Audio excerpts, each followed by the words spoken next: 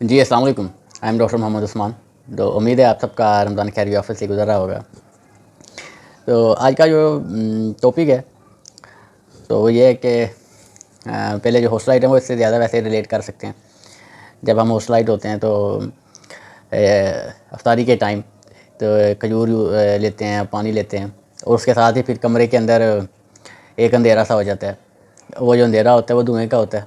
तो ये बाकी सारे समझ सकते हैं। अच्छा, जो यूज़ नहीं करता वैसे तो आप लोगों को पता है कि ये मैं वो स्मोकिंग की बात कर रहा हूँ।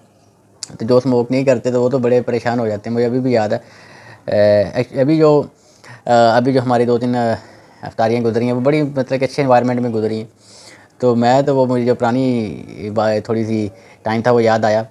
तो मुझे याद है कि मैं बैठा इफ्तारी कर रहा था कुछ दोस्तों के साथ। तो भी वही इधर से अफ्तारी हुई और खजूर और पानी पिया हमने। तो साथ ही कमरे के अंदर धुआं ही धुआं हो गया हर जगह के ऊपर।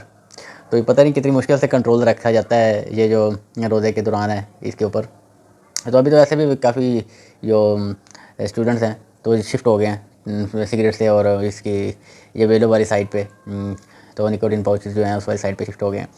तो मेरे एक दोस्त हैं, उन्होंने कहा कि यार इस पर भी एक छोटी सी वीडियो होनी चाहिए, इनके जो साइड इफ़ेक्ट वगैरह हैं। तो ये साइड इफ़ेक्ट तो ऐसे सबको मोस्टली पता ही है, तो पता होने के बावजूद भी सारे यूज़ करते हैं, तो इसमें तो इतना वो इशू नहीं है। लेकिन कुछ चीज़ें हैं तो वो I would like to share. पहले जो अफ्तारी होती थी उसमें ये कुछ और मिले ना मिले अफ्तारी के अंदर, लेकिन सिगरेट होना है ना ये ज़रूरी था जो लोग स्मोक करते हैं उनके लिए। तो भाई वो यही देखते थे कि भाई ये पड़ी हो। मुझे याद है अभी भी कि एक दफ़ा अफ्तारी थी तो उन्होंने पूछा कि भाई दूसरा सामान आ गया कि नहीं आ गया, ये मीन टू से कि ये सिगरेट आ गई कि नहीं आ गई, ये ज़रूरी है, ये दस्तरखान के ऊपर लाजमी पड़ी होती थी। तो वही अभी नीचे मैं चलाया तो नहीं है लेबल के स्मोकिंग इंजरीज टू हेल्थ, लेकिन वो बात ठीक है। जो हॉस्टलाइट्स हैं तो हॉस्टलाइट की बातें हैं ये वाली सारी, तो एवरीवन कैन रिलेट इट। तो ऐसे ही होता है हॉस्टलाइट में, हॉस्टल में। अभी भी मुझे कुछ जानने वाले दोस्त हैं तो जब स्मोकिंग छोड़ रहा हो ना बंदा तो उस टाइम ये वाली चीज़ें होती हैं। तो पहले छोड़ देते हैं तो इतना इंटरेस्टिंग सिनेरियो होता है कि सुबह टाइम आते हैं कि नहीं अब नहीं, बस छोड़ दिया हमने, अब नहीं दोबारा यूज़ करेंगे। तो शाम टाइम वही होता है कि भाई को सिगरेट पड़ी है या नहीं पड़ी। तो या रात टाइम ये होता है कि भाई छोड़ दिया, सुबह से कोई नहीं स्मोकिंग करनी। सुबह टाइम फिर वही ये यूज़ हो रहा होता है। तो ये सिगरेट का छोड़ने का सिनेरियो ना ये भी बड़ा ज़्यादा इंटरेस्टिंग होता है। काफ़ी मुश्किल काम है, तो इतना आसान काम नहीं है ये जो छोड़ना। ये जो किसी भी चीज़ की जो एडिक्शन है वो इतना ईजी नहीं है इसे छोड़ना। अच्छा, एज़ फार एज़ ये एक निकोटिन पाउचेज़ कंसर्न है, क्योंकि आजकल ये जो हॉस्टलाइट्स में बहुत ज़्यादा यूज़ करते हैं ना जो स्टूडेंट हैं, जो हॉस्टलाइट हैं, क्योंकि आज की ये जो सिगरेट है उससे तो ये शिफ्ट हो गए हैं ज़्यादातर। अच्छा, इसकी मुझे एक चीज़ बड़ी सही लगी है, बाकी तो ये नो डाउट के इंजूरियस टू हेल्थ है, बाकी इसके जो ड्रॉबैक्स हैं। तो ये इन्होंने जो ऊपर बनाया हुआ है ना, एक पीछे इन्होंने लिखा हुआ है put use pouch in the waste compartment है। तो ऊपर ये वाला इन्होंने एक वेस्ट कंपार्टमेंट भी बनाया हुआ है। तो यहाँ पे ये वेस्ट कंपार्टमेंट है, तो जो आपने पाउच निकोटिन यूज़ किया होता है वो इसके अंदर डालते हैं। तो इसके नीचे जो है वो निकोटिन पाउचेज होते हैं इस वाले के अंदर। यहाँ से यूज़ करके फिर अगर जब यूज़ हो गया तो उसके बाद फिर इसके अंदर वेस्ट कंपार्टमेंट में डालते हैं। तो ये वाली चीज़ अच्छी है कि नीचे नहीं फेंकना आपने, ये ना हो जगह जगह वो पड़े हों आपके जो निकोटिन पाउचेज हैं। तो यही चीज़ हमें बाकी जगहों पे भी अप्लाई करनी चाहिए। तो आपका जो भी कचरा है तो उसे नीचे नहीं फेंकना आपने, तो उसे किसी डस्टबिन है उसके अंदर आपने रखना है।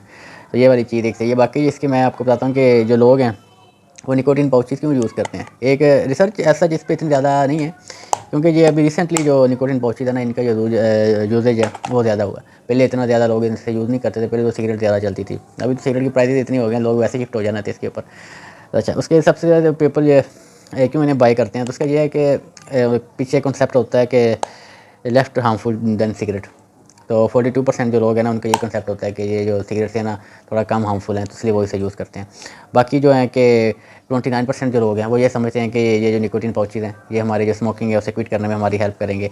तो बाकी जो 24% लोग होते हैं वो ये सोचते हैं कि ये जो निकोटिन पाउचेज़ हैं इससे जो बाकी जो हमारे साथ वाले लोग हैं उन्हें लेस हार्म होगा। जब सिगरेट होती है उसके साथ जो साथ वाला बंदा जो नहीं भी पी रहा होता है वो पैसिव स्मोकिंग के अंदर होता है। तो क्योंकि आप जो स्मोक है उससे तो इनहेल कर ही रहे होते हैं, तो वो पैसिव स्मोकिंग के अंदर ही चल रहा होता है।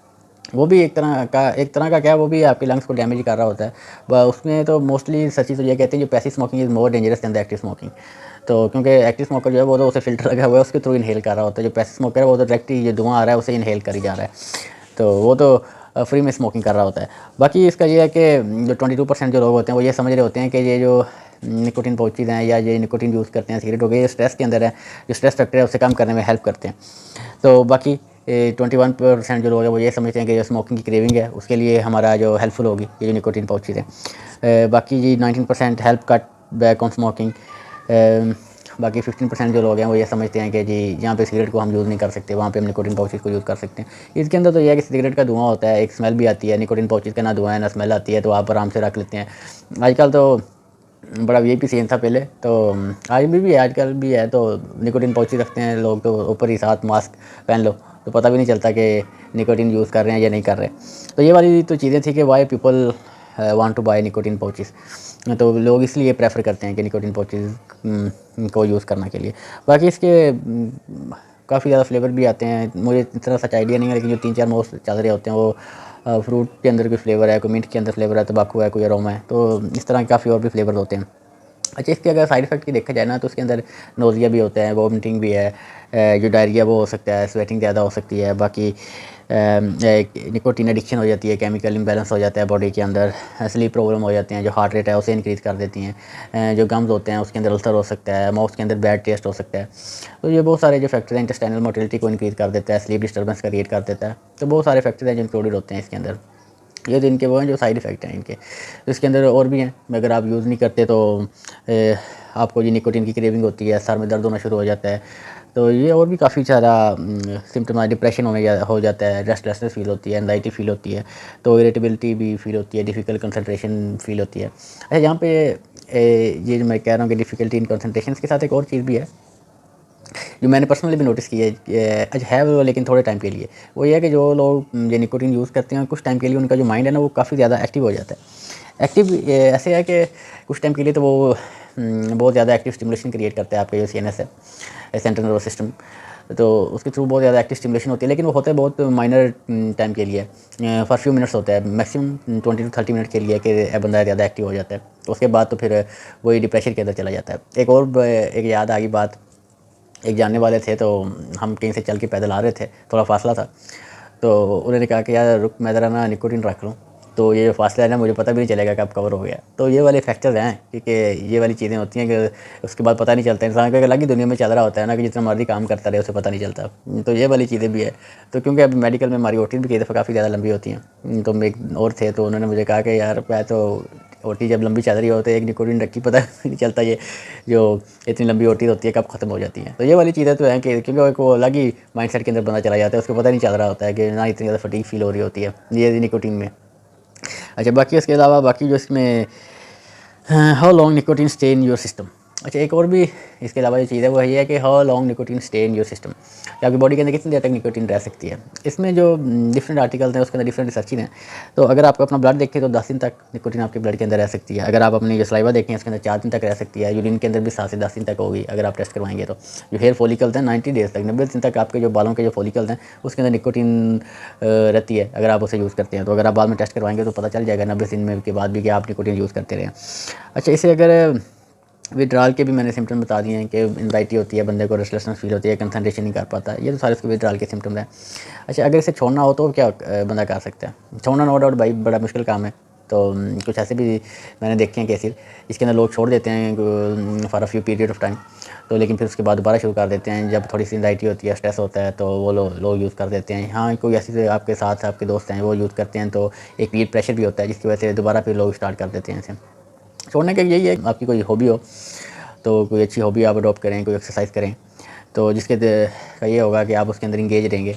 तो ये एक वन ऑफ द फैक्टर जिसके थ्रू आप इसे क्विट कर सकते हैं। तो उस प्लेसेस को थोड़ा अवॉइड करें जहाँ पे जो बाकी लोग हैं वो स्मोक कर रहे होते हैं। बाकी जो है आप तो जब आपने यूज़ करते की है आप उसे छोड़ रहे हैं तो आपको क्रेविंग होती है तो वाटर के सिप ले लिया करें, उससे भी काफ़ी ज़्यादा इफेक्ट हो सकता है। च्युइंगम आप रख सकते हैं, लेकिन च्युइंगम भी कोई अच्छी चीज़ नहीं है, लेकिन ये है कि निकोटिन रखने से बेहतर है कि आप च्युइंगम रखें उसके बाद फिर आहिस्ता आहिस्ता उसे भी छोड़ दें, तो ये ख़त्म, ये जो सिलसिला है निकोटिन वाला ये आहिस्ता आहिस्ता ख़त्म हो जाएगा।